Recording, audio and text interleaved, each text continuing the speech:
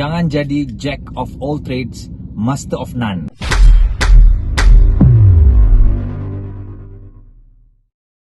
Assalamualaikum warahmatullahi wabarakatuh. Salam sejahtera tuan-tuan dan rakan-rakan yang saya hormati sekalian. Terima kasih kerana menonton konten kali ini. Dan kali ini saya ingin berkongsi dengan tuan-tuan dan puan tentang jack of all trades, master of none. Berapa ramai antara kita yang pernah mendengar ayat ni ataupun istilah jack of all trades, master of none? Kalau anda pernah mendengar, okey, dan sekiranya anda tak pernah dengar, sebenarnya jack of all trades, master of none ni adalah satu istilah di mana kita tahu semua benda tapi kita tidak mahir satu perkara.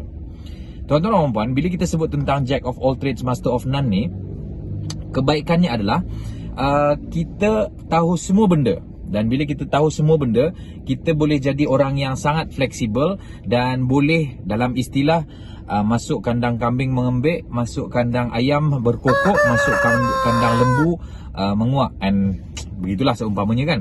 Cumanya problem dia adalah sekiranya kita jack of all trades, master of none ni, kita tidak menguasai satu perkara pun. Jadi problem kita tidak menguasai satu perkara, kita tidak akan nampak pakar dalam satu-satu bidang. Tuan-tuan dan puan, sekarang ni adalah masa di mana kita perlu mempositionkan diri kita dengan satu perkara. Maksudnya kita kena kelihatan pakar dalam satu perkara. Sebabnya apa?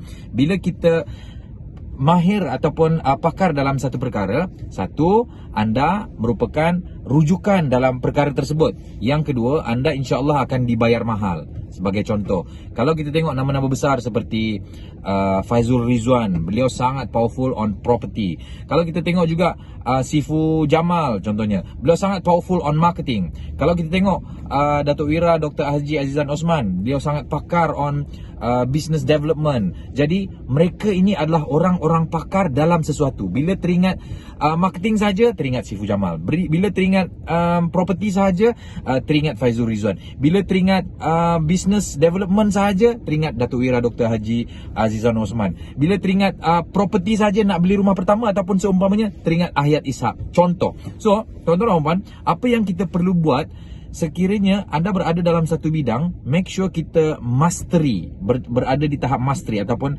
berada di tahap menguasai. Dan untuk menguasai satu-satu bidang ni, tuan-tuan dan puan, ianya memerlukan proses yang sangat lama. Dan kalau tuan-tuan dan puan tanya saya, it takes about 10,000 hours, 10,000 jam. Contoh saya, sebelum saya berada dalam bidang communication ni, tuan-tuan dan puan, saya adalah seorang pengacara majlis. So sebagai seorang pengacara majlis, saya banyak mengacarkan majlis-majlis rasmi, majlis tak rasmi, majlis convocation dan banyak lagi lah yang dihadiri oleh tetamu-tetamu kehormat seperti Yang Amat Berhormat Perdana Menteri, menteri-menteri besar dan banyak lagi, tuan-tuan dan puan. Dan hari-hari saya mengacarkan majlis ataupun dalam seminggu tu, kalau tak hari-hari, memang ada je sajalah job mengacara majlis saya. Dan nak kata boring, tipulah saya kata tak boring. Nak kata nak termuntah pun ada. Teks MC tu hari-hari lah saya buat. Teks MC tu hari-hari sampai saya hafal lah. Tapi poin saya adalah saya buat berulang sampailah saya mastery. Dan apa tanda-tanda anda sudah menguasai satu-satu bidang itu, tuan-tuan dan puan? Tandanya anda boleh predict future ataupun anda boleh predict result yang bakal anda dapat sekiranya anda handle satu-satu program ataupun satu-satu perkara.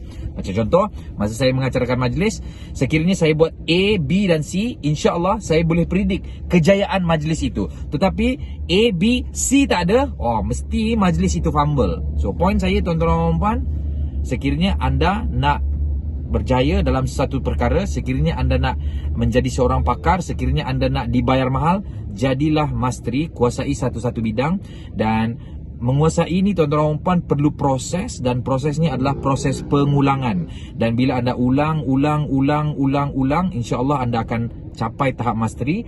Dan again, ciri-ciri anda sudah mastery, anda boleh predict hasil yang anda bakal dapat. So be mastery, be consistent. Repetition is a mother of mastery. Semoga bermanfaat. Assalamualaikum warahmatullahi wabarakatuh dan salam sejahtera.